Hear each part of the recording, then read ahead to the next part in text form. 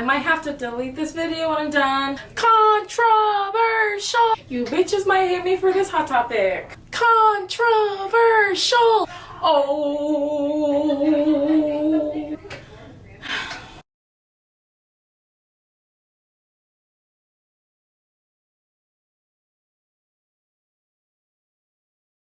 Okay, hello people of the YouTube atmosphere. My name is Nisa, known on this platform as Rain Check. Sorry, I'm out of breath from doing that little intro. Hope it was cute. But yeah, welcome to my channel. Today I have a little bit of a hot topic for you all. And honestly, I don't know how I feel about this one. Like, I do videos like this sometimes, plural. I think you guys like them, but like, I don't know. I don't even know. And I don't want to get eaten up, but I'm also here to express my truth and start a conversation, and that is what this channel is about. Power checking, addressing the harsh, controversial, hot topics, right? But this is one for the books, okay? Grab your wine. I don't even like this wine that I have currently, but it's the only one I have at home, so we drinking it on this weekday night for the sake of this video. Yeah, so tune in and let's get into it.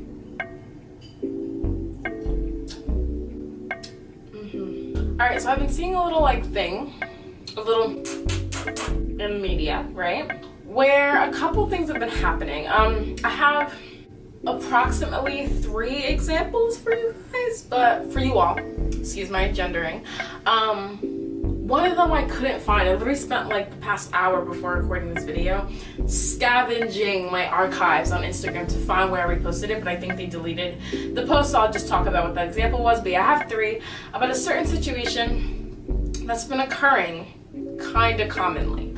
I've observed that as of late, Black people, and in the examples that I'm about to provide to you, Black women have been participating in microaggressions against other cultures that should not be acceptable. But my argument in this video is that I think we've developed a fear and a distaste for criticizing and correcting Black people, especially Black women, provided the history of the harm of over criticizing and over stereotyping and over inspecting the ideas, the movements, the creations of Black women and Black people, right? Now hear me out. Example number 1 is the most recent, I guess, Savage x Fenty Saga, where I'm gonna cite this page. I don't remember the page, but it'll be somewhere on the screen. There was a tweet, hopefully shown here. I'm gonna give you some time to read it.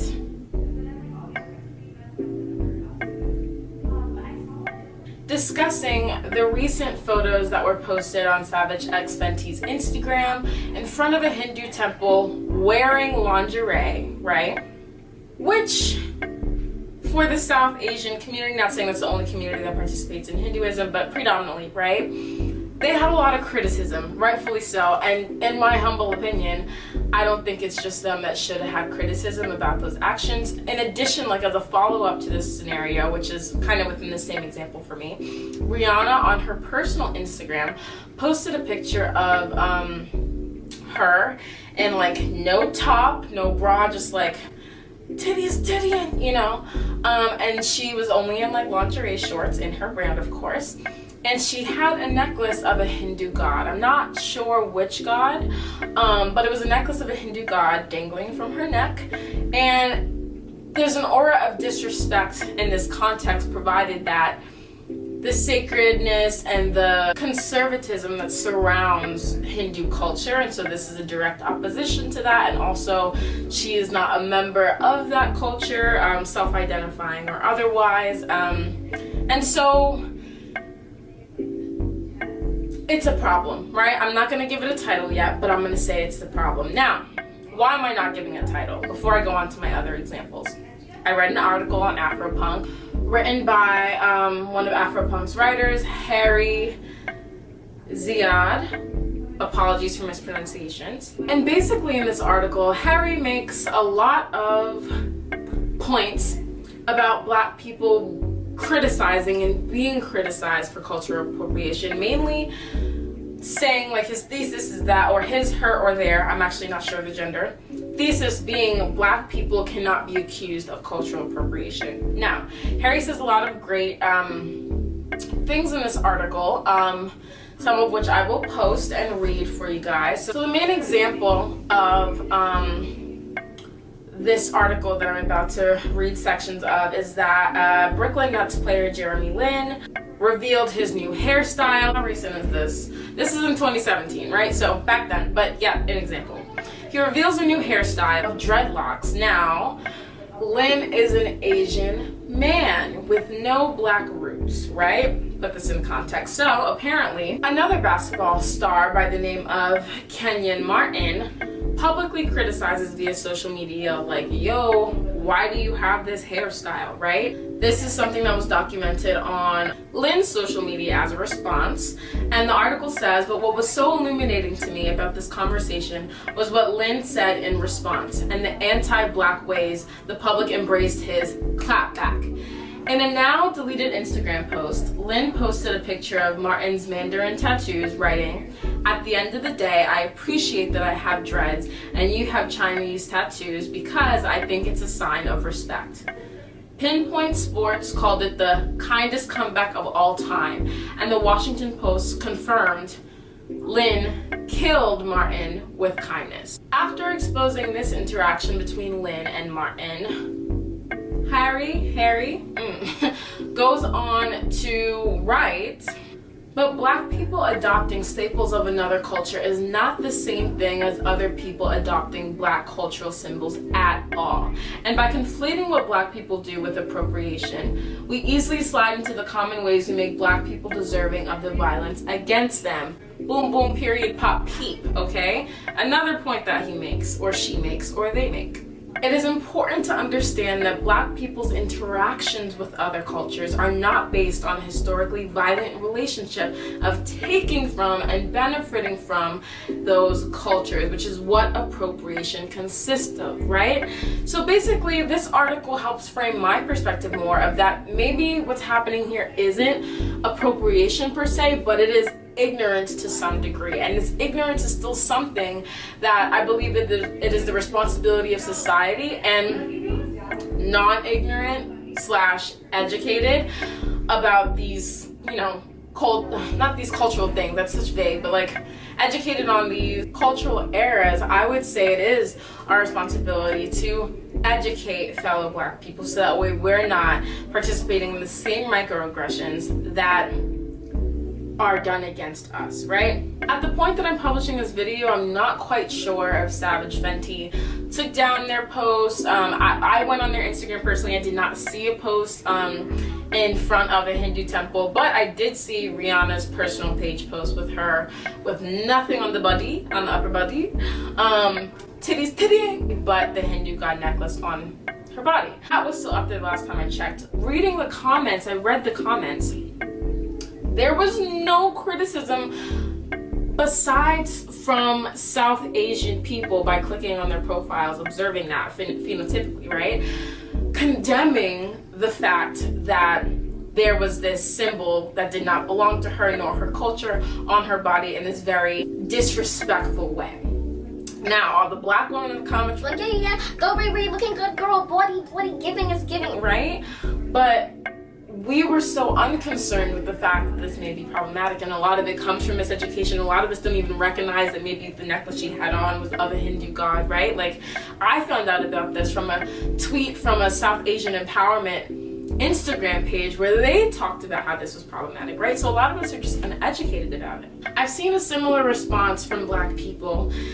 In our second example that I'm going to provide to you guys in this video, this is the one that I couldn't particularly find on social media because I think it was taken down, maybe, I'm not sure, but I know that it was a post from a Black femme-owned fashion company or brand, right? And they basically had an Instagram post depicting 4 Asian women in traditionally Asian inspired fashion outfits, and the title of the post, like inside the picture, was, "You're going to an Asian themed party, what are you wearing?" which is the cutest, and it's like option 1, 2, 3, or 4, right? So I see this immediately, I'm like, Asian themed party, is that not giving, like, I mean, it's not the same concept at all as blackface, I'm not confusing it, right? But is it not giving, why are you making a culture, an entire culture and way of life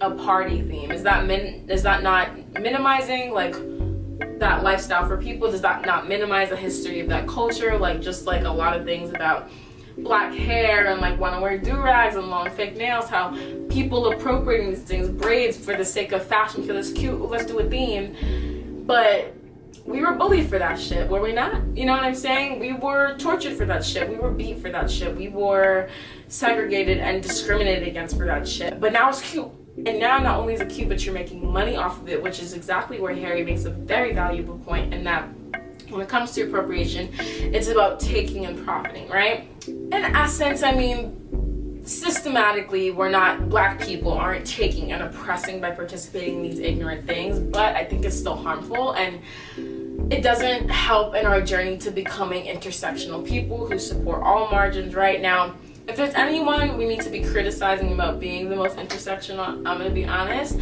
black women are not the first group we should be looking at, right? But it doesn't mean that I expect less and that I should give a pass to black people for their ignorant ways, because in ways that does segregate our community. Now let me give you an example. So, talking to a friend earlier, she was like, oh yeah, like I relate to you on this point, because I was brainstorming, you know, this video idea.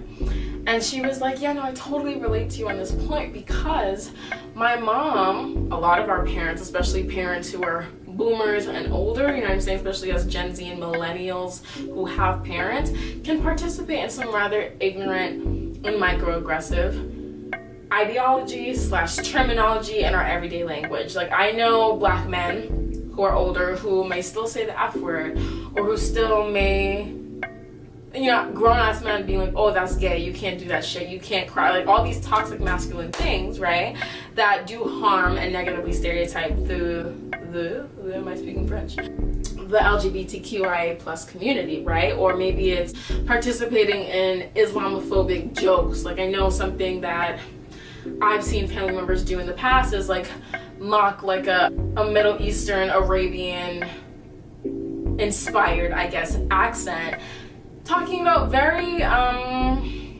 harmful stereotypical things about bombing, or about just being a danger to society.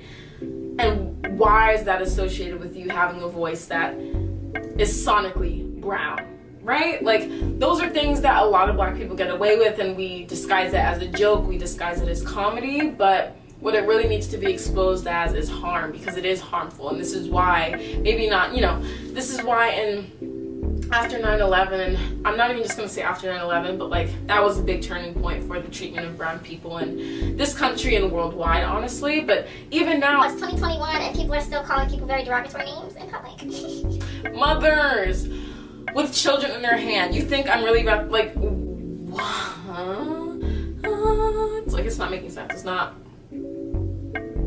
clicking, you know what I'm saying? Black people often perpetuate these very harmful negative stereotypes, and we're allowed to get away with it because, oh, that's that generation, or oh, we're older, or oh, there's so many things that we've already gone through that we deal with. These people say this about us, but fighting fire with fire, you get me? Like, it's not the most socially progressive, it's not the most socially mature option, it's not what we should be aiming towards when thinking about building a new society and culture that is inclusive and respectful and intersectional, truly. I'd like to argue and say still to my point that yes, there is a necessity to find ways to hold black people accountable, but also pay attention to the points that Harry made in saying that we have to watch the terminology we use around this, specifically calling it appropriation because of what that implies systematically and historically, right? Like, black people don't participate in that harm, and so we can't call it appropriation. Another point that I don't think I read that Harry mentioned that also has to do with something we should keep in mind is, because while black people inherently dehumanizing a culture in the process of taking from it isn't a thing. Assuming Black people don't understand their own behaviors and the violence this assumption leads to, emphasis, most certainly is, and it hardly is ever addressed. So to kind of summarize what that point means to me is that we have to understand that, like, by titling this quote-unquote violence, right? I don't want to say quote-unquote like it's not real. Titling, well, no, it's not violence. It isn't. But titling this ignorance and so closely connecting it to the violence historically that colonizers and white people and culture has done against marginalized society, and specifically Black people, especially in America, you know what I'm saying? And honestly girl, worldwide, I know I'm talking about just America. We can't villainize Black people the same way, because white people getting villainized is just Black people getting villainized criminalizes them, it harms them, to a culture that already has so much harm brought upon to it because of literally the way we look, because there is more brown in our skin than normal gal, guy, or person. We really have to be careful about that. And I think that's why I wanted to make this video, as a Black person initiating that conversation and starting the ideating process of how we can keep us accountable, because we still deserve that, because that's what growth looks like. If I want my people to grow, I want us to be educated about the things that we don't always do right, and that's how we become better and more powerful in this society, not by harming other cultures or disrespecting them or minimalizing them.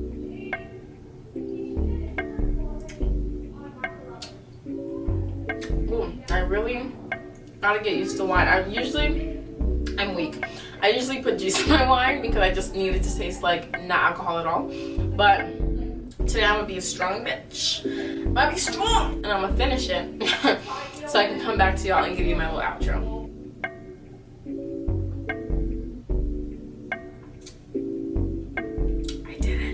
Anyway, y'all, thank you for sitting here with me through this entire video. Your presence, your conversation, your comments, your ideas are greatly appreciated, and your participation in this conversation in general. I think it's an important one to have. I want to know you guys' thoughts on it, so please comment below. Please share on your social medias and get a conversation started, and tag me at raincheck at REI. Why am I spelling it like I can't put it on the screen right here? Boom. Okay, there it is. Anyway, happy end of Black History Month. I'm not sure if I'm posting this at the end of Black History Month or if I'm just gonna wait till after. Yeah, not sure. We'll see how that plays out. But I will see you next video. Oh my god, I did not say subscribe. Subscribe, please. Subscribing. Thank you. Yeah. See y'all next video. And